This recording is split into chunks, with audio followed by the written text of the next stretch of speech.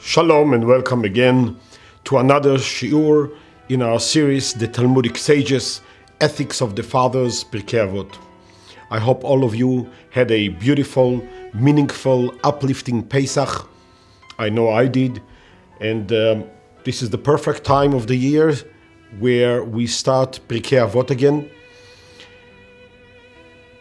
I think that will be a perfect opportunity to start the season again of our shiurim together on Pirkei Avot. And I thought that the most appropriate opening, so to speak, for the season would be to address none other, an individual who, actually we had already two shiurim about him, none other than, yes, you guessed it, Rabbi Akiva. It's true, we had two other shiurim about him, but to say the least, we haven't even scratched the surface yet, the tip of the iceberg. And Rabbi Akiva, as much as we're going to talk about him, still we haven't done a thing. Didn't even put a dent into it. So today I'd like to speak about Rabbi Akiva and the kesher, the connection between Rabbi Akiva and Sfirat HaOmer, as you all know, about a little more than a week ago, we started counting Sfirat HaOmer, the counting of the Omer, where we count 49 days from Pesach until Shavuot. 49 days where we actually in the process of climax, ascending up into Har Sinai again, to be standing in front of Har Sinai, to receive the Torah again, to hear the Ten Commandments again, and basically to become Am Yisrael once again. Sfirat HaOmer, besides the idea of counting the Omer, has with it, attached to it, a bunch of dinim, laws, halachot, that has to do particularly with Sfirat HaOmer. Some of them are such as we don't get married on those days, we do not take haircuts, we do not buy or purchase any new clothing that can make someone happy, such as a brand new suit, a brand new dress, shoes, and so on and so forth, unless it's really needed for purpose of business or something like that. And everyone should consult with his rabbi about what is allowed and what not. However, there's dinim, halachot, as we said before, the laws of Sfirat HaOmer, the aveilut, the mourning that we have custom on Sfirat HaOmer to be aveilim, a moderate, I would say maybe it's the right appropriate term, a moderate sadness, and maybe not sadness, but rather seriousness that is required on those days. And it's not just for stam, but there's a special meaning behind this, to reflect, to think, and to understand what really took place on those days of Sfirat HaOmer, so we can take lesson into our own life now, into our times, and see what we can do to improve, so we don't get into situations such as we had back then that caused the dinim and aveilut and the mourning of Sfirat HaOmer. And I will read just a few words out of it, the following, to explain what's the idea behind the aveilut of Sfirat HaOmer. בימי ספירת העומר מתו 24,000 תלמידים של רבי עקיבא. Rabbi Akiva had 24,000 students, disciples, who all of them, except 5, died on Sfirat HaOmer, on those days between Pesach and Atzeret, between Pesach and Shavuot. You can imagine the hysterical mood that Am Yisrael was in when so many people, and all of them Talmidei Chachamim, the students of Rabbi Akiva, have passed away in such a short period of time. The reason behind this is, as Chachamim explained, מפני שלא נהגו כבוד זה בזה. They were not diligent enough in the honor of their fellow student, the other Talmid of Rabbi Akiva. They did not care so much, and they just, while they were in the process, so involved and delved into the process of gaining Torah knowledge from the greatest rabbi of that generation, Rabbi Akiva, nevertheless, at the same time, they somehow missed and forgot about each other, about the kavod and the basic respect that one Talmid, one student, have to give to his fellow friend. And we're going to go straight into Masechet Yevamot in Talmud Bavli, and the Gemara says the following: Amru, 12,000 zugim, 12,000 pairs, that means 24,000. Talmidim, students, היו לו לרבי עקיבא, מגבת עד אנטיפרס, from one location in the land of Israel until another location, into another location, means they were spread all over the place. וכולן, all of them מתו בפרק אחד, מפני שלא נהגו כבוד זה לזה. They all died in such short period of time between Pesach, within 1 year. Between Pesach and Atzeret, Shavuot, Chag Shavuot, 49 days, they all passed away. And the Gemara continues in Masechet Yevamot, Vehaya ha'olam shamem. The world experienced a great loss. 24,000 Talmidei Chachamim who perished in such short period of time. The world was literally desolated. Wilderness all over the place. Until, עד שבא רבי עקיבא אצל רבותינו שבדרום, Rabbi Akiva went down south. I don't know, maybe past Be'er Sheva or Arad, where we know it. He went down south. And he met with the Talmidei Chachamim, the very few scholars, Torah scholars that still remain at that time. Ushna'a lahem.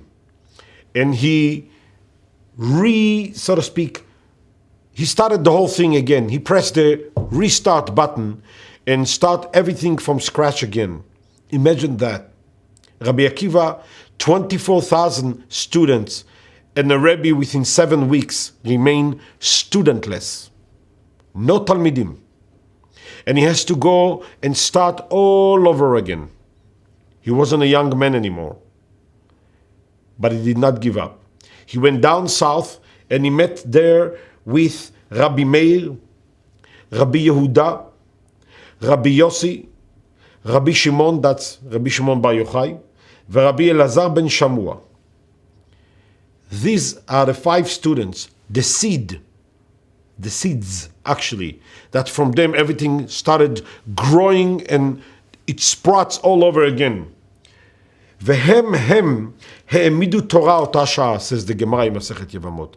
Those 5 students actually restarted the whole thing again. So, this is basically the story of the Talmidim of Rabbi Akiva. 24,000 students, 24,000 Talmidim perished in a short period of time. The Rebbe didn't, what you call, throw the towel, but he decided, let me start all over again. He goes down south, as they say, harotze lehachkim yadrim. If someone wants to become smarter, he should go down south. So that's what he did. He went south of the border, as we say here, and he started all over again with these 5 Talmidim. Now, we should pay attention that all of this happened between Pesach and Atzeret, as the Gemara says. This is not a problem, a specific, localized, individual problem of one particular Beit Midrash, but rather, as we said before, the Talmidim were spread between Gabat ad Antipras.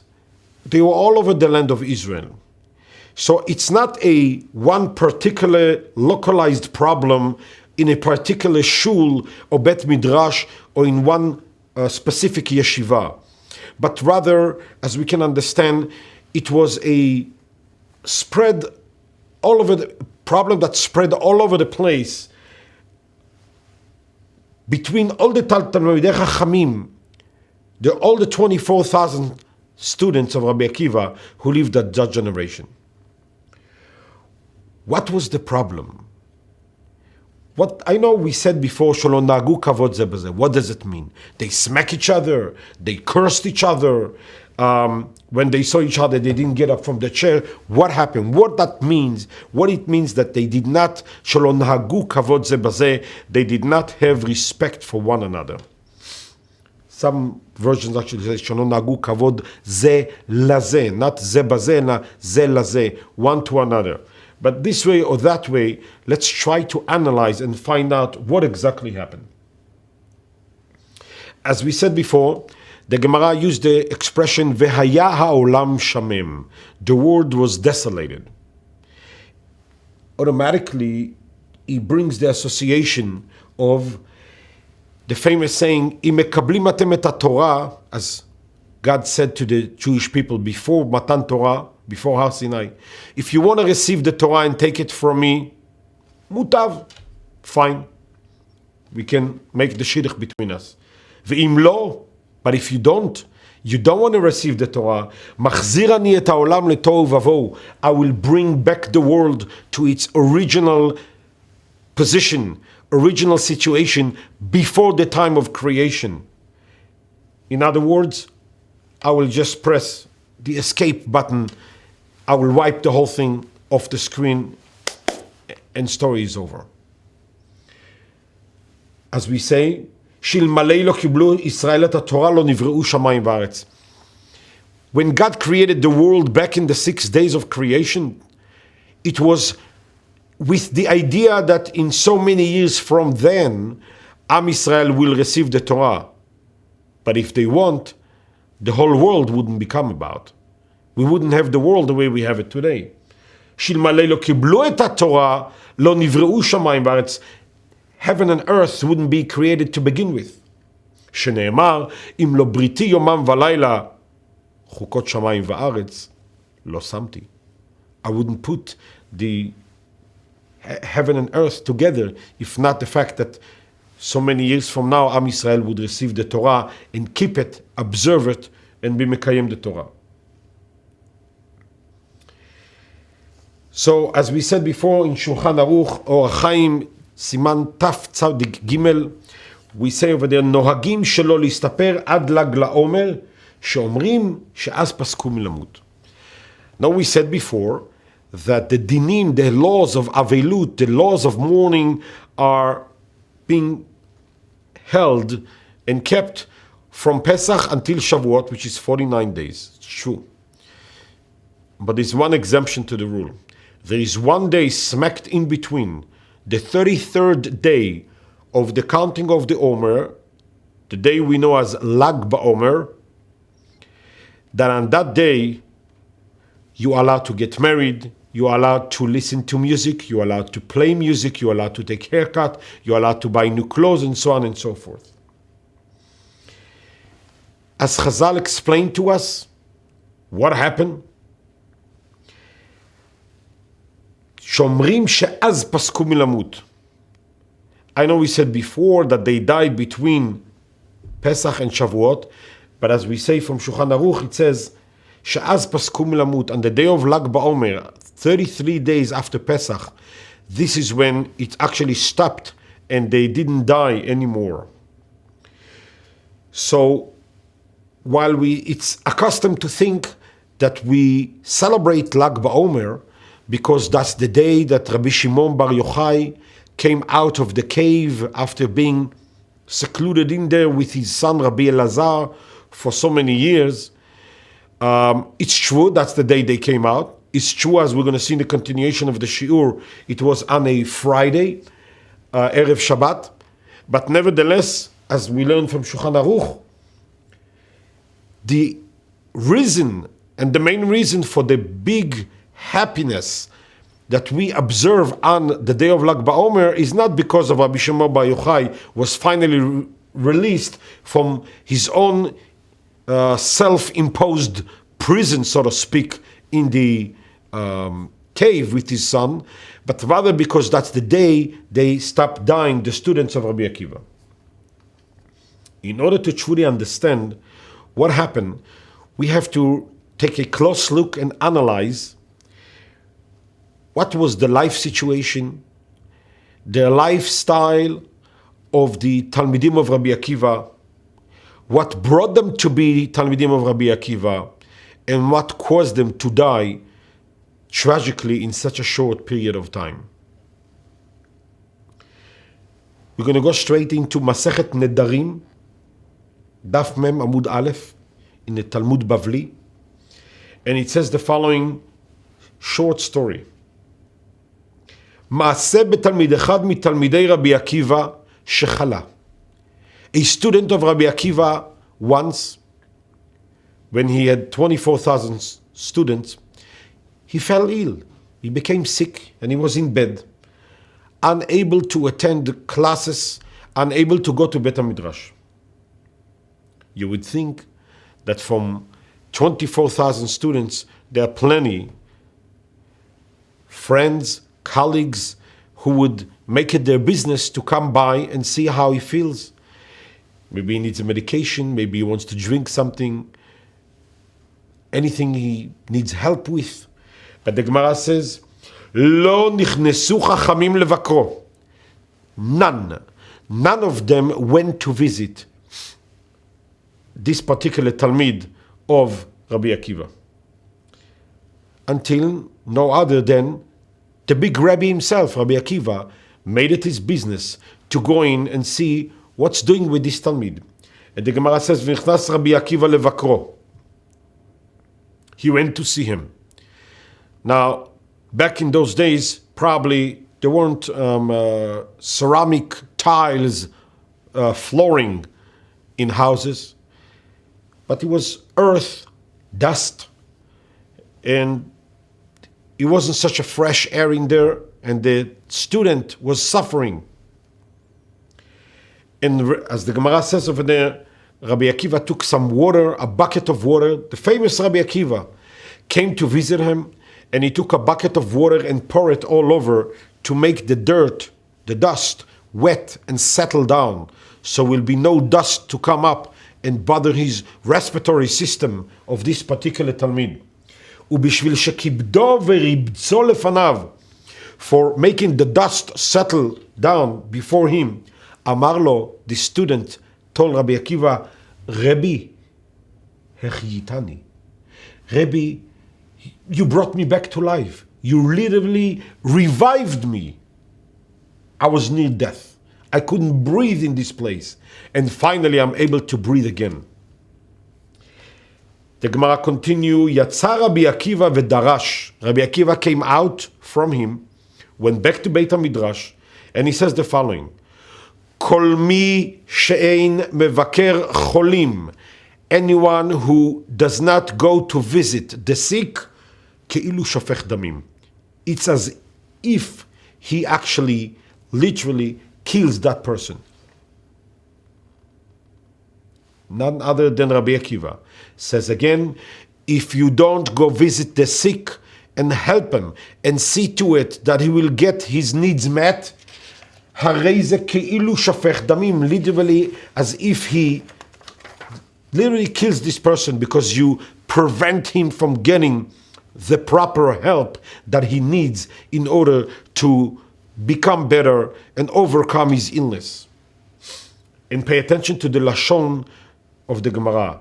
יצא רבי עקיבא ודרש. יצא means he made it his business to go out there in front of the Talmidim, in front of the people who listen to him, and he made it his business to tell them, because if he wouldn't, they wouldn't know, and they would continue with their behavior of ignoring the sick because they're busy learning. They have no time to visit the sick.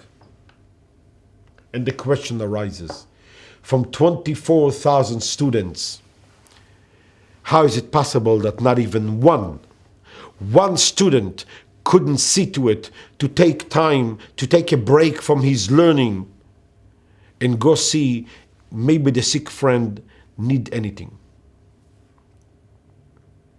This is one story that we brought from Masechet Nedarim about Rabbi Akiva and his love, fatherly love to his students, while they themselves didn't really care much about each other. And from here we go to Masechet Menachot, also in the Talmud Bavli, and the Gemara says the following: Yativ Rabbi Tarfon, as we know him from the Shas many times mentioned, he sat once in Beit HaMidrash with Rabbi Akiva and another few Talmidei Chachamim. One of them was also Rabbi Yehuda ben Nehemiah. And here's the following story. Yativ Rabbi Tarfon v'kakashi alei. He had a question. Ma bein kodem la'omer lekodem shtei halechem. It's a sugya in there that has to do with the shtei halechem in Beit HaMikdash, the two loaf of bread and the omer. It's not the time to get into it now.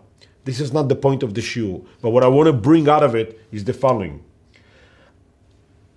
And Rabbi Tarfon had a difficulty understanding the topic, what was going on and what they were talking about in the Beit HaMidrash. Yehuda ben Nehemiah, one of the other students who sat there with him, he understood, but he couldn't understand how come Rabbi Tarfon doesn't understand. So he asked him, Amar lefanav Yehuda ben Nehemiah, לא אם אמרת קודם לעומר שכן לא הותר מכללו אצל אדיוט, תאמר קודם לשתי הלחם שהותר מכללו אצל אדיוט. Basically, he asked them a question which is a קל וחומר. In other words, he told Rabbi Tarfon, what don't you understand? This is so easy. I don't get you. What can't you understand? If this is that, isn't this and this and that for sure? So much so? Can't you understand? What can't you understand here? What is so difficult? Rabbi Tarfon, when he heard that question from Yehuda ben Nehemiah, says the Gemara, Shatak Rabbi Tarfon. For a minute, Rabbi Tarfon became what you call mute, silent. He couldn't say anything because of the question. And the way, rather not the question, it's the way it was presented to him by Yehuda ben Nehemiah. The way he asked him, what can't you understand here? He perhaps, I would say got insulted, but he was distressed from the fact that he cannot understand something that is so simple and so obvious to Rabbi Yehuda ben Nehemiah. Shatak Rabbi Tarfon, so he was sitting there quiet. The Gemara says, Tzahavu panav shel Rabbi Yehuda ben Nehemiah. Rabbi Yehuda ben Nehemiah, seeing that he gave what you call an eisene answer, such a strong answer to Rabbi Tarfon, his face lit up. He was happy. And not necessarily in a sarcastic or in a poking way, saying, ha, to you, but rather he was very happy that he was able to, so to speak, see something so clear and so obvious that to Rabbi Tarfon it's not so obvious. Rabbi Akiva, who sat there and witnessed this entire thing, Amar lo Rabbi Akiva, Yehuda, Tzahavu panecha sheyishavta et zaken? Your face lit up when you saw your friend sitting in such distress that he is unable to understand something that is so obvious to you? Now listen to this. Says Rabbi Akiva to Yehuda, Tmehanim tarich yamim. I wonder if you're going to have a long life. And let's not take it lightly. When those words coming out of the mouth of Rabbi Akiva, one should be very, very, very cautious and concerned about it.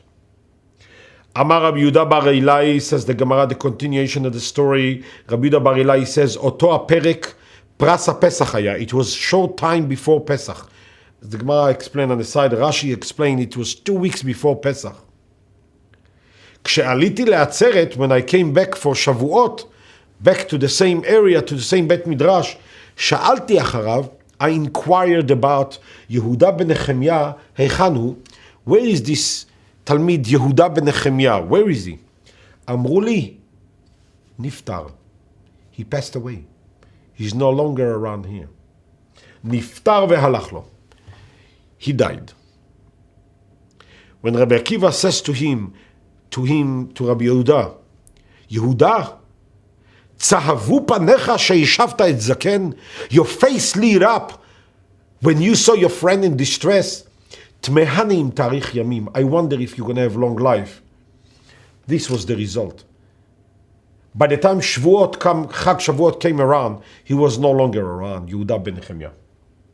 צהבו פניו, says Rashi, שמח. He was happy. And that Rabbi Akiva couldn't tolerate seeing one student being happy when he see the other student confused, perplexed, and distressed about the fact that he cannot understand something. How can you be happy? And if you could, תמהני תאריך ימים, I wonder if you're going to be staying around for too long. And notice, a minute before, the Gemara says, who was there? צהבו פניו של רבי יהודה בן נחמיה. He was רבי יהודה בן נחמיה. אמר לו רבי עקיבא, יהודה, no longer Rabbi. If you can feel so good about yourself when your friend is in distress, you're no longer Rabbi. You're not entitled to withhold and keep the title of Rabbi. Yehuda. Simple. We're talking over here not about a regular educational failure of one particular student who just, as we call, just don't know how to behave, but rather Rabbi Akiva identify a general problem amongst all the students of that generation who studied Torah by him. On their way to Kinyan Torah, on their way to Har Sinai, of all those students becoming Talmidei Chachamim, Muflagim, or rather great Torah scholars, Rabbi Akiva identifies by them a general, a crossover, cross-culture problem that goes like a main shaft through all of them. A hard and disturbing moral problem that makes Rabbi Akiva very upset. And it's a problem that is especially between Pesach and Shavuot. As we explained before in other shirim about Rabbi Akiva and the word love, ahava, go together hand in hand. Rabbi Akiva used to say, as Mishnah in the Mishnah, Chaviv Adam shenivra b'tzelem, Chavivin Israel, shenitan lahem kli chemda, and so on. He's very much into love, Rabbi Akiva, and on many levels. And we're going to count them right here. First, very simple. Sounds maybe too simple for Rabbi Akiva, but the Gemara tells us about it, so obviously we should know about it. The love between a man and a woman, a husband and a wife. We know the story of Rabbi Akiva.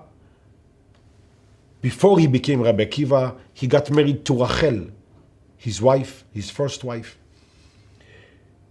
And they were so poor because her father, Kalba Savua, who was tremendously rich, ostracized them out, him, from getting any of his possessions. Later, of course, he changed his mind and regretted when his son-in-law became Rabbi Akiva and no longer Akiva.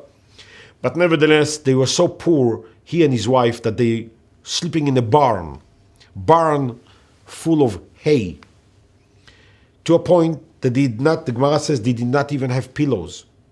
And he would pick the hay out of Rachel's hair or his own hair.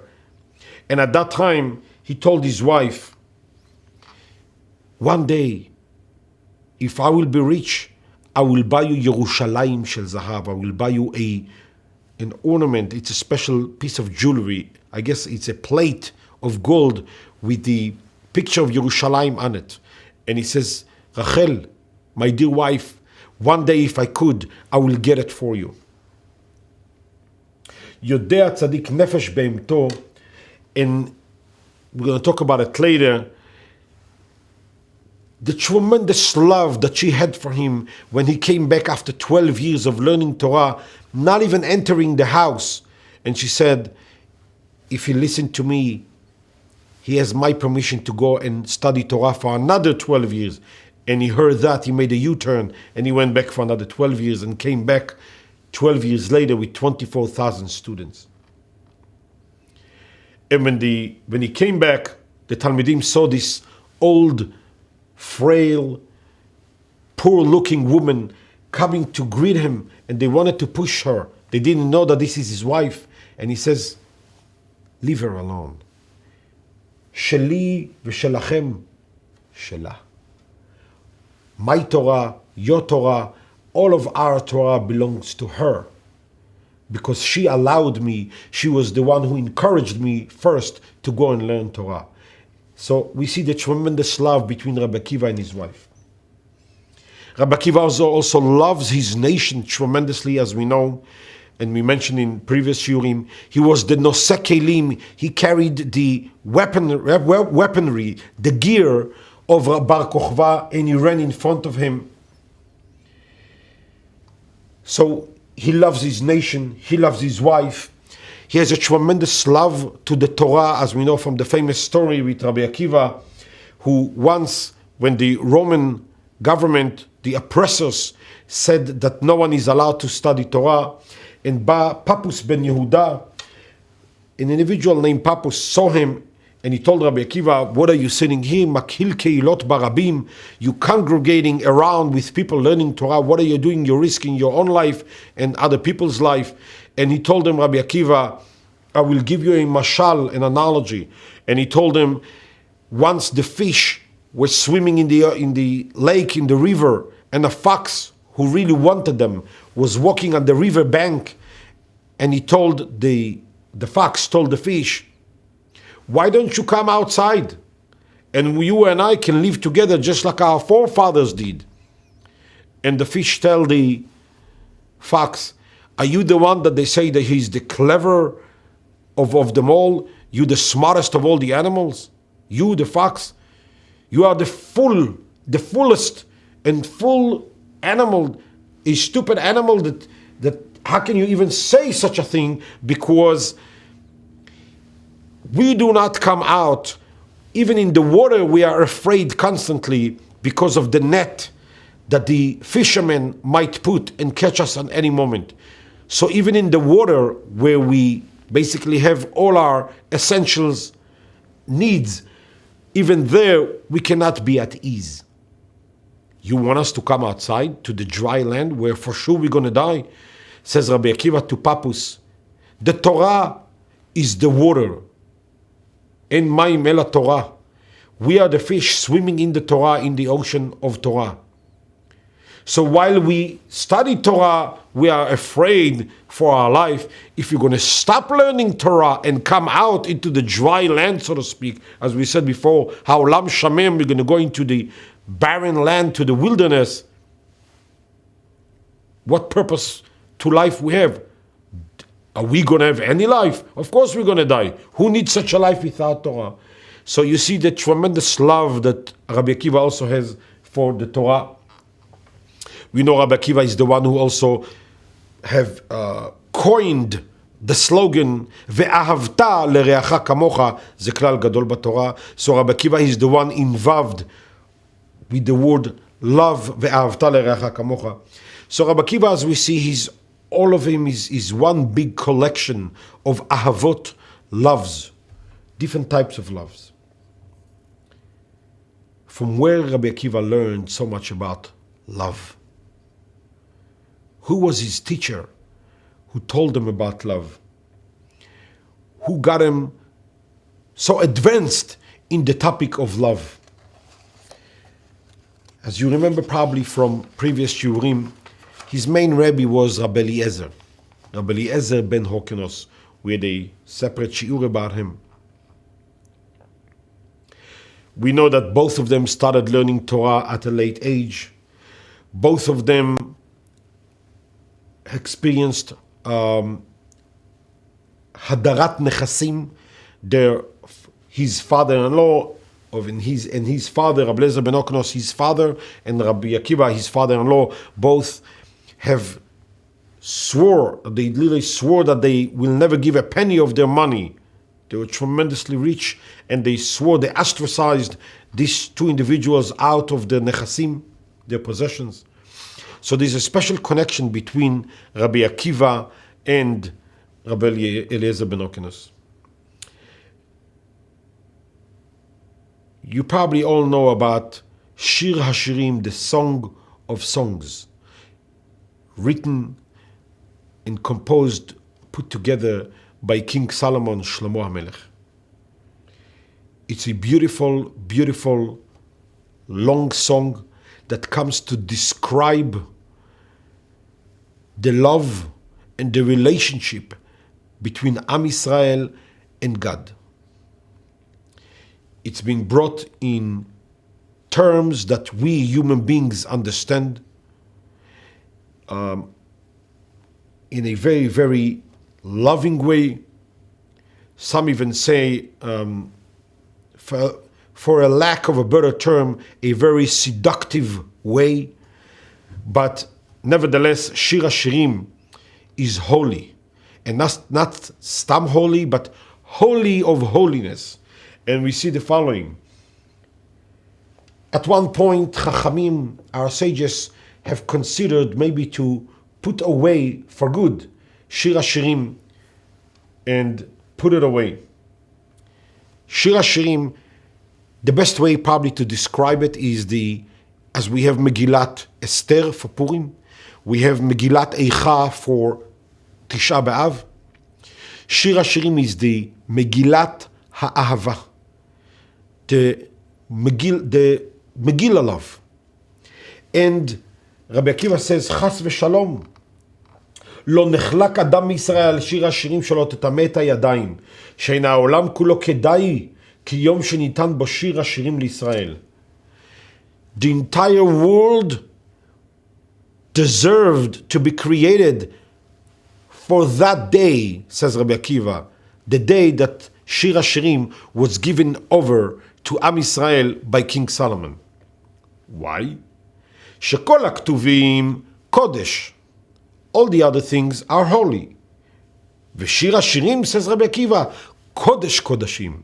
שיר השירים, it's the holy of holiness. And I'm not really sure if in other shiurim, maybe we mentioned that briefly. The last encounter between Rabbi Akiva and his Rebbe, Rabbi Eliezer ben Hokenos, happened on a Friday afternoon, just before Shabbat came in. Rabbi Eliezer ben Hokenos was on his deathbed, and few of his chaverim came to visit him, and they wanted to annul the vow, the neder, the cherem that they put on him, that we have discussed at length in the shiur of Rabbi Eliezer ben Hokenos. And Rabbi Akiva was there too. And we read now from Zohar, from the Sefer HaZohar of Rabbi Shimon Bar Yochai, the following. Chelek Aleph in Zohar Daf Tzadik Chet. Ad de'ata Rabbi Akiva, when they came to visit Rabbi Eliezer ben Hokenos, Rabbi Akiva came too. So first came the other Talmidei Chachamim, then Rabbi Akiva came in. And he says the following. Amar lei, Akiva, Akiva, lama lo atit lesham shali? Why didn't you come until now to help me out to see if I need anything? Now, let's not forget, Rabbi Akiva couldn't come near him. Rabbi Akiva is the one, he was the messenger originally to let him know that he's being put in cherem and is unable to communicate with him and to associate with him anymore.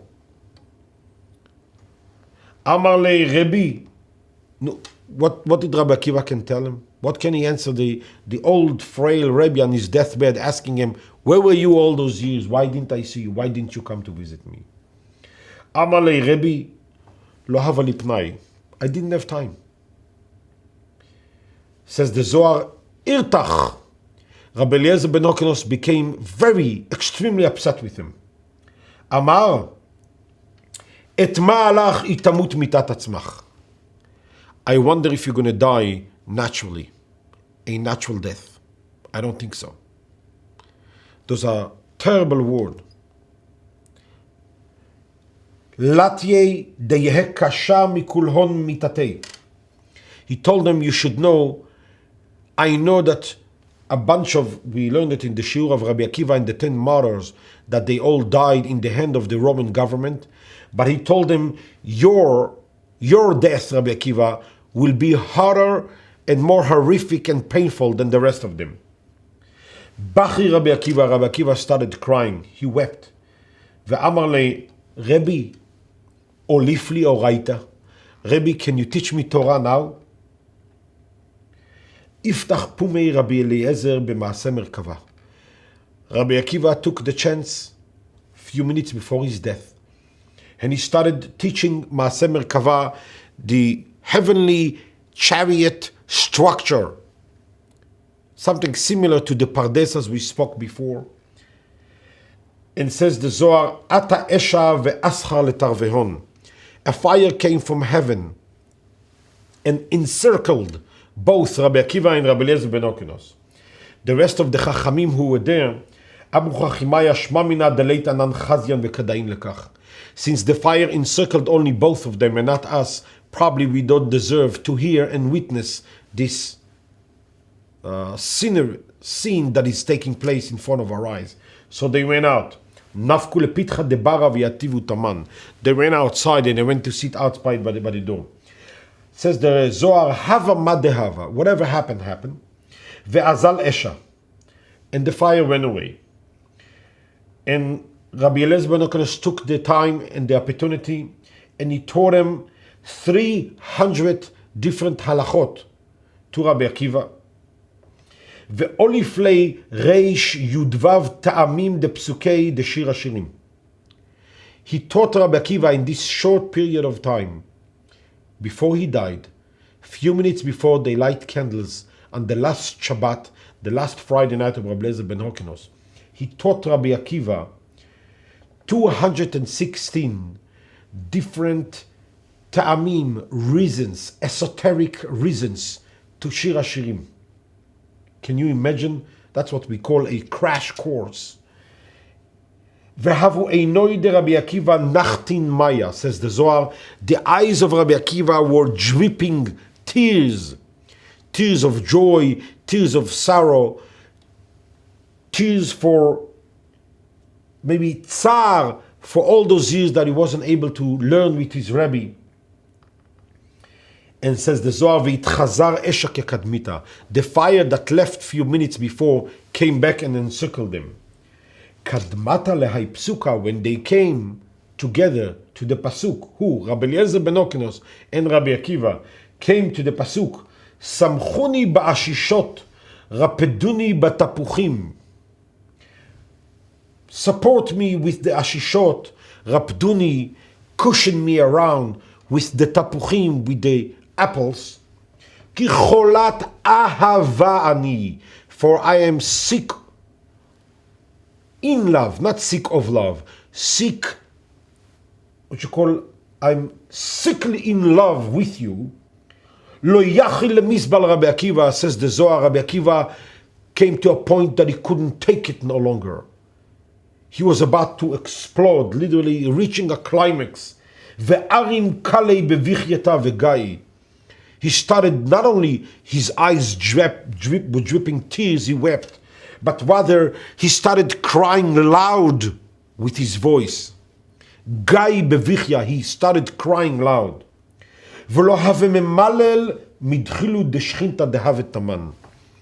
And he wasn't able to express even one half a sentence, a word. Rabbi Akiva was unable to say, because of the pachad, midchilu deshchinta dehavet taman, from trembling from the presence of the Shekhinah that was present in the room at that time. Such holiness was in there. And these very last few moments between the great Rabbi Eliezer ben Hokenos, Rabbi Eliezer the Great, and his favorite student, Rabbi Akiva. Orilei kol amikta verazin ilahin dahavebei b'shir hashirim. This Shir Hashirim, the Holy of Holiness, the Megillah of Love, was taught in a crash course within few minutes. 216 ways to learn this psukim was taught by Rabbi Eliezer ben Hokenos to his great Talmid Rabbi Akiva minutes before his death. So now if you wonder, what is this between Rabbi Akiva and love? A love between a husband and wife, a love between a man and his nation, a love between a man and the Torah. He had the best teacher at the best time, learning the best curriculum, the best textbook, Shir HaShirim, the Megillah of Love. So this is where we learn again about the love and Rabbi Akiva. And from here we're going to Masechet Kala, Kala with a chaf, like not Kala as easy weight, but rather Kala like a bride. This is a Masechet called Masechet Kala, Perik Shishi, and it says over in the following: Bishat mitato shel Rabbi Eliezer. We go back to the same scenery with Rabbi Eliezer before he passed away. Nichnesu talmidav v'yashvu lefanav. His students came and sat before him. אמרו לו, רבינו, למדנו הלכה. Rabbi, can you teach us a halacha? אמר להם, מה למדכם? My dear students, what can I teach you now? It's בשעת מיתתו. He's on his deathbed. I mean, חבר'ה, what do you want me to teach you now? You know what? I'll tell you one thing, and take it with you and never let go. This is the halacha you should remember, the last halacha I ever taught you. אמר להם, מה למדכם? צאו ויזהרו איש בכבוד חברו. Go out, צאו, as we said before. צאו means don't sit back, relax. Rather, exert an effort. Put effort into it and be diligent and careful about the respect that you're supposed to pay to your friend. היזהרו איש בכבוד חברו. Be diligent and careful in the respect to your friend. And one more thing, חבר'ה, before you go. בשעה שאתם מתפללים, when you pray, היו יודעים לפני מי אתם עומדים. Remember before whom you are standing. In front of whom you are standing. שבשביל דבר זה, because of that, let's translate it again. שבשביל דבר זה, says Rabbi Eliezer ben Hokenos to his students before his death. Because of that, תיכנסו לחיי העולם הבא. Because of this, you will merit to the world to come. Now you try to probably understand. בשביל דבר זה, which דבר? Which thing? He told them two things. A, be very careful and diligent with the respect that you pay to one another. The second thing he said was, when you stand and you pray, remember before whom you're standing. So which one of those things is the admission ticket to חיי העולם הבא? שבשביל דבר זה תיכנסו לחיי העולם הבא. Which one of the two things? The respect to one another, or to remember when you pray before whom you're standing? Says the Gemara, minayin, from where do we know it? And so the Gemara, dichtiv, ve'ahavta lereacha kamocha, ani Hashem. You should love your fellow friend. I am God, says Hashem. Rabbi Eliezer actually come to teach his students two things which are one. minutes before his death, he says to them, Ma lamdechem, my dear children, my dear students, what can I tell you by now already? I'm about to leave this world. There is one small bag that I can pack for you to go, to take away with you. In order for you to know whom you're standing in front of, Hashem, prior to it, before that, hizaru bichvod chaverchem. It's ha beha talya. They are linked together, entangled one with another, and you can't get to two before you do one. You cannot get to know God and really master the Torah if the kavod of your chaver, the honor of your fellow friend, is not as important to you as you care about your own selfish kavod.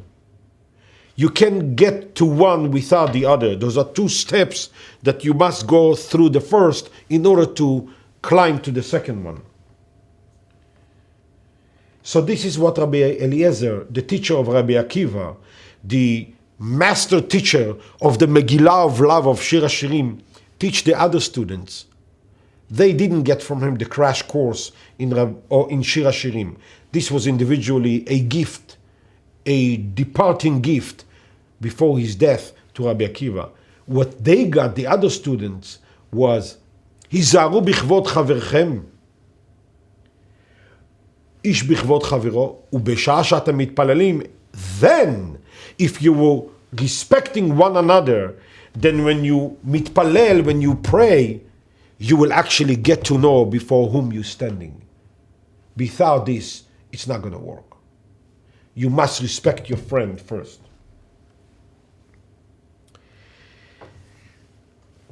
I'd like to bring one more story, as we always do in every shiur, about Rabbi Akiva and his daily conduct that is literally, it's truly embodiment of human goodness. You can see that Rabbi Akiva, even before he was Rabbi Akiva, when he was Akiva, he was already a very, very special man with exceptional good nature. And the Gemara says the following, the following story comes from Masechet Shabbat Daf Kuf Chaf Zayin, and we're going to scan through it fast. Maaseh be'adam echad she'yerad migalil alyon. Story about one person, the Gemara doesn't say the name. He came down from the upper Galil, and he rented himself as a day laborer or week laborer by a rich person, a person who had a ranch somewhere in the south. After 3 years of working for this person, Erev Yom HaKippurim, and it's important to know why it was Erev Yom HaKippurim, we'll see soon. Amar lo, this person, the poel, the laborer, told his master, his boss, Ten li schari, can I please get paid? I'd like to get paid. Ve'elech ve'azun et eshti u'banai. Sukkot is around the corner. I'd like to go home and take care of my family. Amar lo, the boss says, En li ma'ot. Sorry, no cash, no funds available. I don't know how to pay you. Amar lo, so this poel, this laborer, this worker told him, so you know what, you don't have cash, give me fruits, something worthy of the amount of money equivalent to the money you owe me. I will maybe sell it, I can get some money. Amar lo en li, I don't have. Ten li karka, tell me a piece of land. I don't have. Give me an animal or something so I can sell. I don't have. Give me some linen, some pillows. I don't have. Says the Gemara, Ifshil keilav la'achorav alach levito bepachei nefesh. This worker, instead of, as a regular person, maybe you would call the union and do a strike or maybe bring, police, something. הפשיל כליו לאחוריו, he took his stuff on his back in a sack, והלך לביתו בפחי נפש. He went home very, very upset and distressed. לאחר הרגל, after סוכות, remember, this ערב יום כיפורים, so סוכות came right after. After סוכות, נטל בעל הבית שכרו בידו. Somehow this boss got his hands on a lot of cash, and he decided to go visit his worker at his place of where he lived, and he brought with him the money that he owes him, and I guess he tried to make it up to him. He also brought with him 3 donkeys full of food, drinks, and all kinds of goodies. He came to the house of this worker. Of course, he was happy to see his boss. אחר שאכלו ושתו, when they finished eating and drinking, he took out his wallet, he wrote him a check, he gave him his full salary for the last 3 years or whatever he owed him. אמר לו, this boss says to the worker, בשעה שאמרת לי, תן לי שכרי, back then, a few weeks ago, when you were at my place, and you said that I should pay you, and I told you I don't have money, במה חשדתני? What did you think? What did you suspect is the reason behind me trying to get out of pay? So he says to him, אמרתי, שמא פרקמטיה בזול נזדמנה לך, ולקחת בהן. Maybe you found a good stock on the stock market that day, and you took any penny that was available to you, and you made a purchase, and that's why you don't have money. So I felt bad for you. So he continued and asked the worker, the boss asked the worker, and when I told you that I don't have any animal to give you, what did you think? So he says, אמרתי שמא מושכרת ביד אחרים, maybe you rented out, you leased it to somebody else. And when I told you I don't have a piece of land, what did you think? He says, maybe I said to myself, maybe you leased it to somebody. And when I told you that I don't even have fruits to give you, what did you think? So he says to him, I thought maybe all the fruits you had were not me'usar, they were not, as in Eretz Israel, we know, mitzvot atluyot ba'aretz, you have to give ma'asrot. He says, maybe they're not ready to be given over to me because there is no ma'aser, and that's why you didn't give it to me. One more question he asked him, when I told you that I don't have pillows and linen, what did you think? He says, I said to myself, perhaps maybe he dedicated all his possessions to Beit HaMikdash or something holy, and therefore he has nothing to give me. Amar le says to him, the boss to the worker, Ha'avodah, I swear to you, everything what I ask you, and you answered me now, this is exactly the scenario that I was in. And therefore I wasn't able to pay you then. What you said, the fruits, the linen, the piece of land, the animal, everything is right, you are correct. And he says, what happened was, הידרתי כל נכסי בשביל הורקנוס בני שלא עסק בתורה. I had a son, Horkenos, that he did not want to study Torah, and therefore I took all my possessions and I was makdish, I dedicated to something else, just to make sure that my son Horkenos, because he's not learning Torah, wouldn't get any of it. And therefore I didn't have anything to give you. וכשבאתי אצל חבריי בדרום, and when I came to my friends in the south, they actually annul my vow, and I was able to now regain my possessions, and now I came to pay you.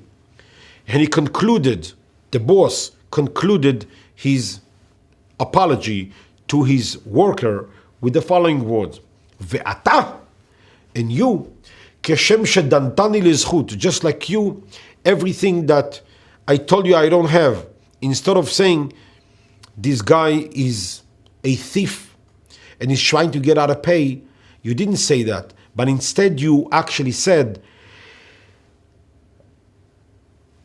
all kinds of reasonable reasons behind, and you gave favorable judgment on me, so too, hamakom yadin otcha lezchut. Same thing, this is, may God always judge you favorably. Says the following, now, this is the story we read in Masechet Shabbat. So we have the boss and his worker. Who are they? What are their names? Who's the boss? Who's the worker? Rav Achai Gaon, one of the Geonim, in his Sheiltot, says that the employer was Rabbi Eliezer ben Horkenos, and the employee was none other than Rabbi Akiva. But you know when? Before Rabbi Akiva became Rebbe. When Rabbi Akiva was younger than 40 years old, he was a complete Am Haaretz who couldn't study, who couldn't learn. And not only that, at that time he hated Talmidei Chachamim. As we know, Rabbi Akiva said once, Keshehayiti Am Haaretz, when I was ignorant and unable to study Torah, I used to hate and despise Talmidei Chachamim. And I used to say, who will give me a Talmid Chacham va'anashchenu kachamor? I will bite him like a donkey can bite. And I would like to quote over here a short piska from the Khatam Sofer on this particular Gemara. The Khatam Sofer says, Ayen tshuvot rama mipano, deoto ba'al habayit haya Rabbi Eliezer ben Horkenos. The employer was Rabbi Eliezer ben Horkenos, והשכיר, the employee, was Rabbi Akiva, כשהיה עם הארץ. וכתב מזה, says the חתם סופר, יש להבין שגם כשהיה עם הארץ, even when he was עם הארץ, Rabbi Akiva, היה בעל מידות טובות. He was naturally a good-natured person. It was embodied within his DNA to be a good-natured person. שדן לזכות כל כך את בעל הבית. That everything the בעל הבית told him, he says, perhaps, poor guy, he doesn't have to give me. So he just went home instead of making a whole fuss and making a whole demonstration in there. ומוסיף אני, says the חתם סופר, שמזה יש ללמוד שאפילו עם הארץ בעל מידות טובות, שונא חכמים. An ignorant person, even if he has midot tovot, he hates Talmidei Chachamim. Anyway, this is a shtickle Khatam Sofer that we learn over here. As you can see from here until what we learn, Rabbi Akiva is a good-natured person. A good-natured person who eventually became a tzaddik, a tremendous Rebbe, Gedol Hador, the great one of his generation. As you know from the other shiur we have on the series of the Talmudic sages, he is the one who is the prototype of dying on Kiddush Hashem, the prototype of sanctifying the name of God even for the price of sacrificing one's life. And he's, as we said before, heavily connected, linked with love, Rabbi Akiva. The Gemara says that right after that Erev Shabbat, we have mentioned before when Rabbi Eliezer was about to die, he passed away on Friday night actually, short time after he gave Rabbi Akiva the crash course in Shir HaShirim. במוצאי שבת, right after Shabbat, the Gemara says Rabbi Akiva היה הולך מקיסרי ללוד. He went from one place called Keisari to Lud, where Rabbi Eliezer ben Horkenos was. And he heard that the Rebbe, Rabbi Eliezer ben Horkenos, passed away. And the Gemara says, היה מכה בבשרו. He literally scratched himself עד שדמו שוטט לארץ. He was literally bleeding from beating himself up, being in such distress over the passing of his Rebbe, Rabbi Eliezer ben Horkenos. Patach alav beshura. He opened up a line, as we know in, maybe we all experience Arichut Yamim, but in the Beit HaKvarot, when they bury somebody, they take all the people who participate and take part in the Levaya, form two lines where the mourners, the relatives of the deceased, pass through in between. And there's a shura, a line. So he says, Patach alav b'shura ve'amar. Rabbi Akiva, he was the first one in the line, standing there at the funeral procession of Rabbi Eliezer ben Hokenos. And he says, Avi, Avi, my father, Rechev Yisrael uparashav. Harbe ma'ot yesh li, ve'en li shulchani le'artzotam. I have a lot of, what you call coins and money to cash, checks to cash, and I don't have what you call a check cashing place to cash it and turn it into cash. In other words, he says, I have so many questions still in Torah, unsolved sugiyot, and I don't have who to talk to now. You're not here anymore, Rebbe. And he was crying and scratching himself to a point that he bled because of so much distress over the passing of his Rebbe. And if you notice, he says, Avi, Avi, Rechev Yisrael uparashav. This is a verse that Elisha, the prophet Elijah, cried after Eliyahu when Eliyahu went away from him. There's a similarity between them. Between who? Eliyahu Hanavi and Rabbi Akiva. Eliyahu was ostracized from reality because, as we know, hu Allah b'se'ara shamayma. He was no longer amongst regular people, but he ascended to heaven, no longer around people. In order for him to bring his words to humanity, he needed Elisha as a memutza hamechaber, the middle vessel between the connector, the transformer between him, Elisha, the heavenly, between Eliyahu, the heavenly Eliyahu, and the people. He needed Elisha in between to convey his message to the people. Gam Rabbi Akiva was also the connector, the pipeline between Rabbi Eliezer ben Hokenos, who was ostracized from social life, as we know from the story of Tanuro Shel Achnai about Rabbi Eliezer ben Hokenos. We had a separate shiur about it. Rabbi Akiva was the channel, the pipe, to bring the flow over of the Torah from Rabbi Eliezer ben Hokenos to the people around. Ma lamdechem, says Rabbi Eliezer ben Hokenos to his students minutes before his death.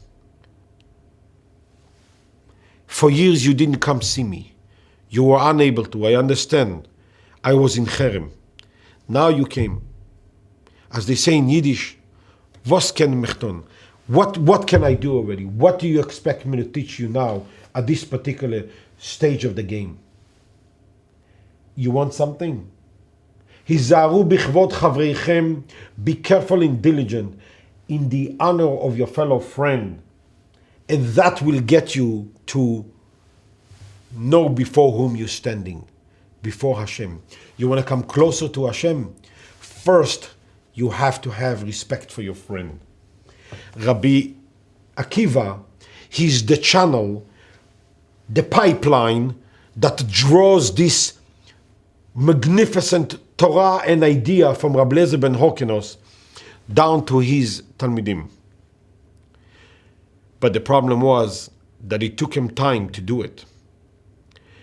By the time he was able to teach them, or maybe the problem actually wasn't by Rabbi Akiva not able to teach them, but the problem was by them unable to internalize and take in the Torah of their Rebbe, Rabbi Akiva. It cost the life of 24,000 students in a short period of time. It was a heavy, heavy, heavy price to learn. Probably the most expensive tuition ever paid. To learn that you have to respect your friend. Hizaru bichvod chavreichem. Without this, your Torah worth nothing. And that Rabbi Akiva was trying to teach. his students by coming out of the apartment, the house, the tent, whatever, the hut, whatever that sick student we discussed previously was in, and he kind of swept the house and made sure there is no dust. יצא רבי עקיבא ודרש מי שאינו מבקר חולים. Rabbi Akiva went out and explained to everybody, if you don't go to visit your fellow friend who is sick and bedridden, הרי זה כאילו שופך דמים. You're literally killing him. There is no life, and I don't care how much Torah you know or able to possess and grasp, if you are unable to respect your friend. If when your fellow friend is sick home and you cannot make it your business to go visit, your Torah doesn't worth much, perhaps nothing. So this is the shiur that Rabbi Akiva is trying to teach to his students.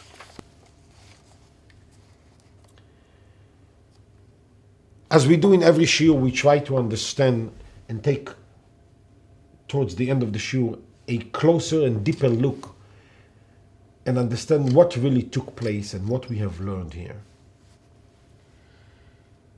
We mentioned before that Rabbi Akiva, before he became Rabbi Akiva, when he was Am Haaretz, he hated Talmidei Chachamim. הוא שנא אותם. שנא Talmidei Chachamim to a point that he said, if you give me one, I will bite him like a donkey bites someone. Why? What did they do to you? Why? Because you don't know how to learn and they are able to? This is why? Maybe the jealousy is driving you? Are you propelled by pure jealousy? Is this why you want to bite them? What is the reason behind the hatred that he felt for Talmidei Chachamim? But perhaps, based on the story we learned about Rabbi Akiva a few minutes ago, the way that even before he was a Talmid Chacham, when he was just a simple worker, working for Rabbi Eliezer ben Hokenos, even then, he was always wondering, since he was naturally a good-natured person, he was always wondering, what is this between Talmidei Chachamim? What is this feud?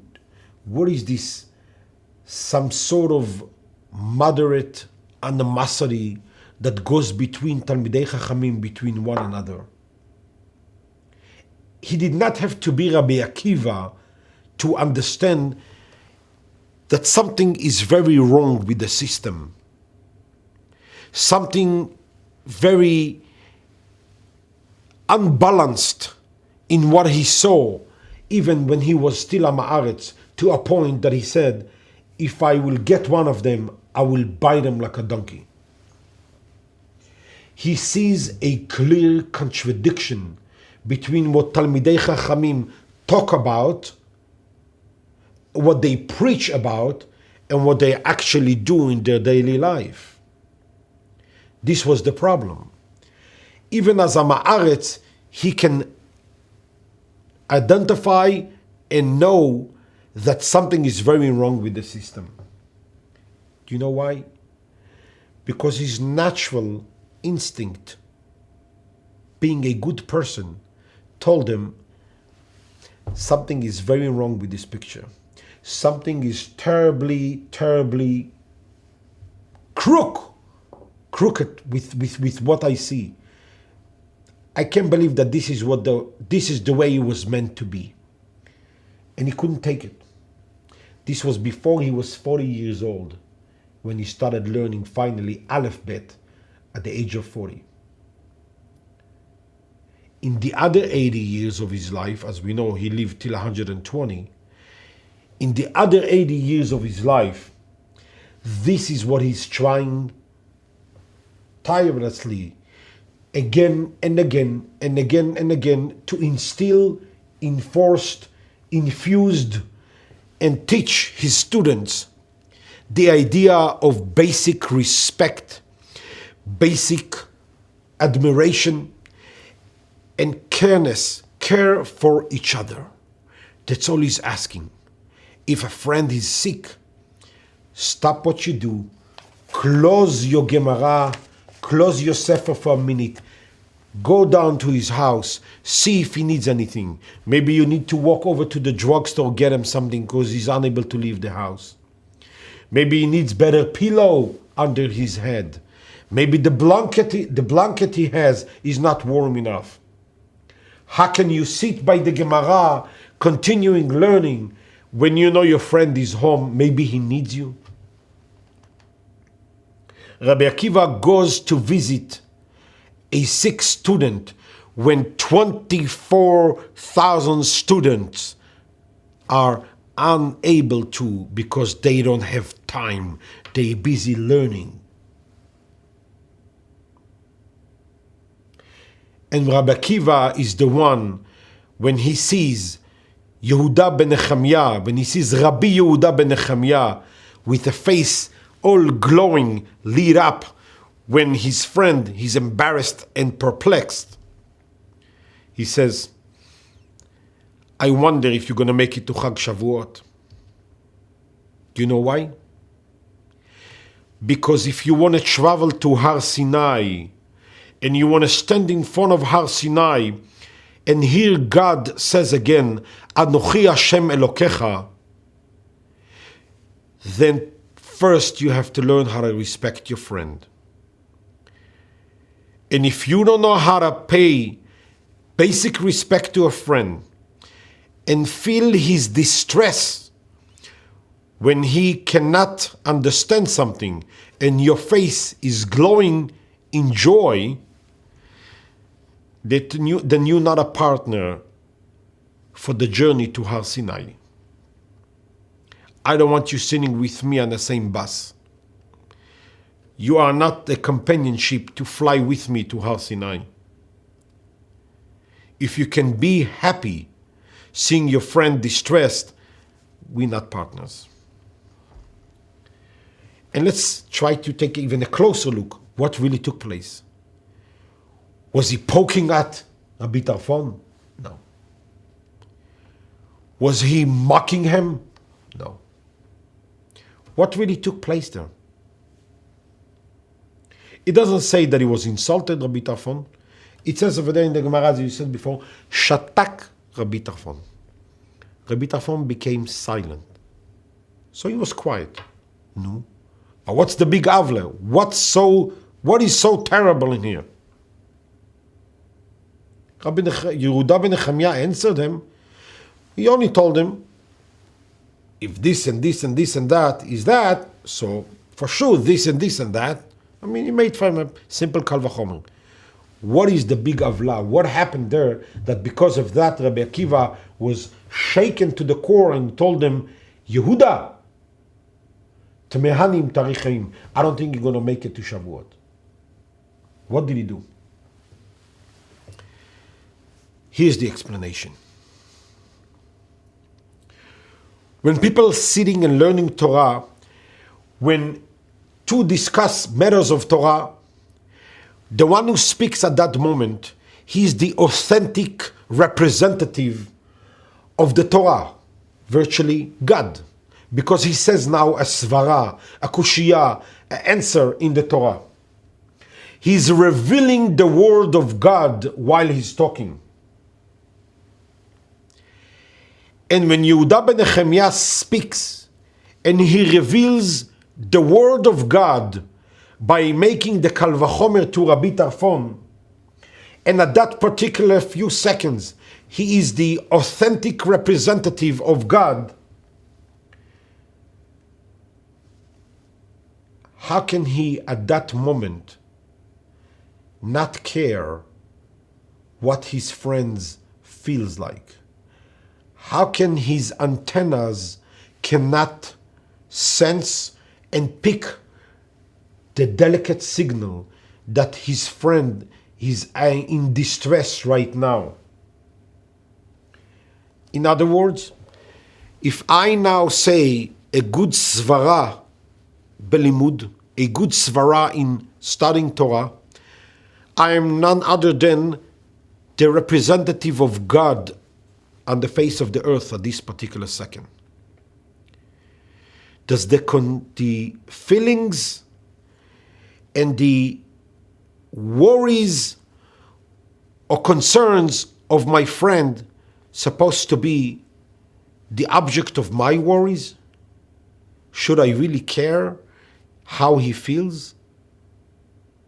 Do I really care what goes through his heart while I give him the answer, the word of God?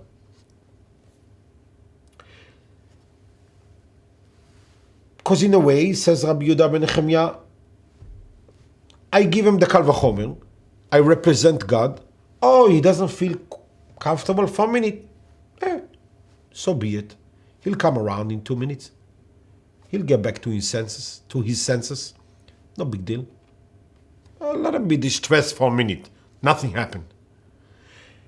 And for that, says Rabbi Akiva, Tzahavu panecha sheishavta et zaken.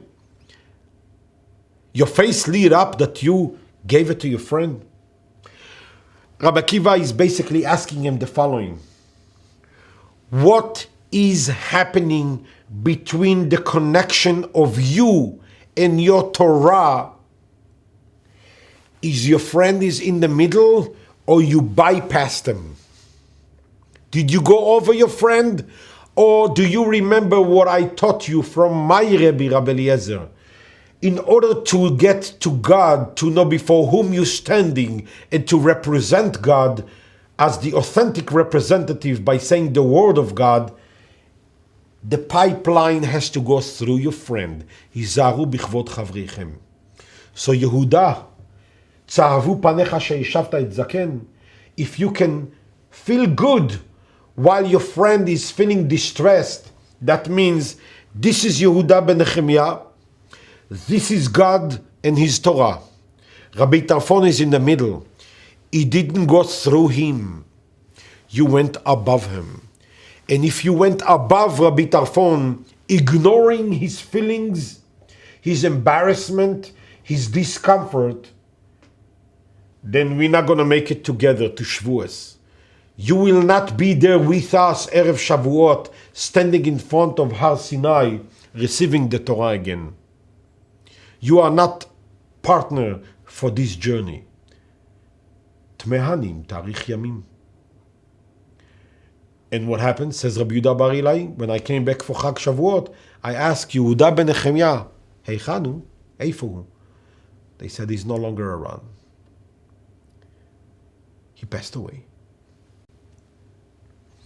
So, this is what Rabbi Akiva is trying to teach his students. There is no way to Torah if you don't go through your friend.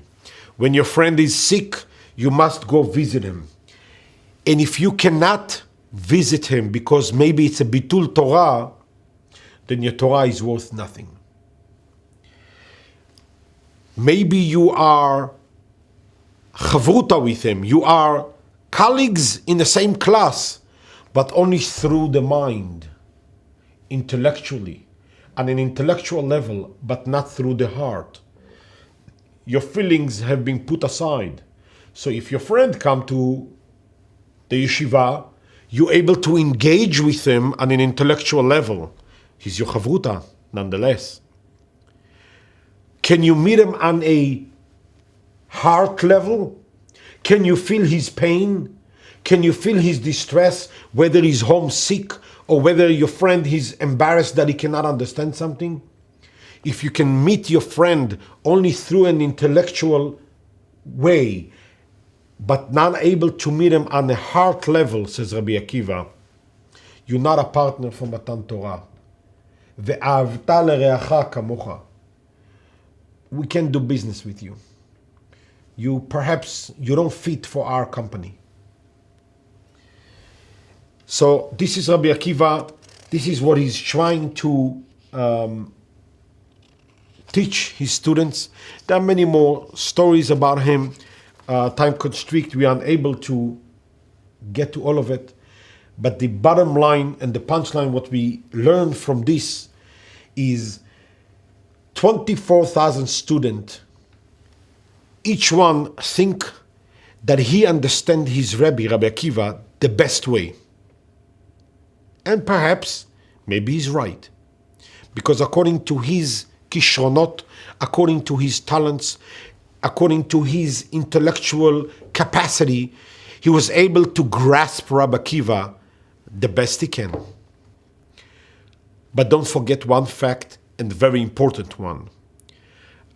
Beside you, there are 23,999 other students who see their Rebbe in their way, through their pair of glasses, and perhaps they see something different than you. So while you are entitled to understand, not only entitled, you're entitled and you should understand your Rebbe the way you are equipped to understand them, with the talents that God gifted you with, you always have to bear in mind and remember that there is room for other opinions. There are room for other opinions of other friends, the way they see, understand, and grasp the Torah of Rabbi Akiva. Because if you can't, then when your friend is sick, you not even go visit him. You will remain his friend only on basechel, in intellectual, but not through the heart. And from that, Rabbi Akiva is very scared of. He's very, very concerned. He wants to make sure by all his students that the Avodat Hashem by them will go linked hand in hand together with the Ve'ahavta l'reacha kamocha. Because Ve'ahavta l'reacha kamocha come to teach that not I am in the center of the world and everything revolves around me. But Ahavta l'reacha kamocha, beside you, there are 23,999 other ways to understand Rabbi Akiva. And if you cannot understand this and walk with this idea hand in hand, then your Torah is missing. And if your Torah is missing, how are you going to be there for Matan Torah? How are you going to stand there Erev Shavuot? And if your face lit up and your friend is in distress, you can't stay around for too long. On the way to Har Sinai, we have to remember, Vayichan Sham, as you say, Vayis'u mirfidim. Am Yisrael have traveled from Refidim, and they came to Midbar Sinai. Vayachanu b'midbar, Vayachanu plural, many, 600,000. So they were there. Vayachanu b'midbar, that's in the wilderness. But right there in front of Har Sinai, Vayichan Sham Yisrael, there they become one, molded and melted into one part. Vayichan Sham Yisrael neged Har. This is where they become one. Yes, there are 600,000 others who understand and hear the Torah the way they understand. But nevertheless, we have to remember that we all one. The Or HaChaim HaKadosh explains on this pasuk, the Or HaChaim, Rabbi Chaim ibn Atar, he was born in 1696 in Morocco, says the following, on this pasuk, Vayis'u mirfidim vayavou midbar Sinai, Vayachanu b'midbar vayichan sham Yisrael neged Har. He says three things, but I would like to concentrate on the third one. V'inyan gimel hu, he says, B'chinat yi'ud chachamim. Yi'ud chachamim means melashon yi'ud, hitva'adut, to be together, to sit together. Behitchabrut belev shalem v'tamim, to be together with one full heart, intact together. Lo sheyiyu bad bevad, and not they shouldn't be one against another. Shalem amar HaKatuv, cherev el abadim. Ela, says the Or HaChaim HaKadosh, Yitva'adu yachad v'yichadedu ze lazeh. Sit together. Exchange opinions, different opinions, that's fine. You can think different than me, but remember there's other opinions besides what you know.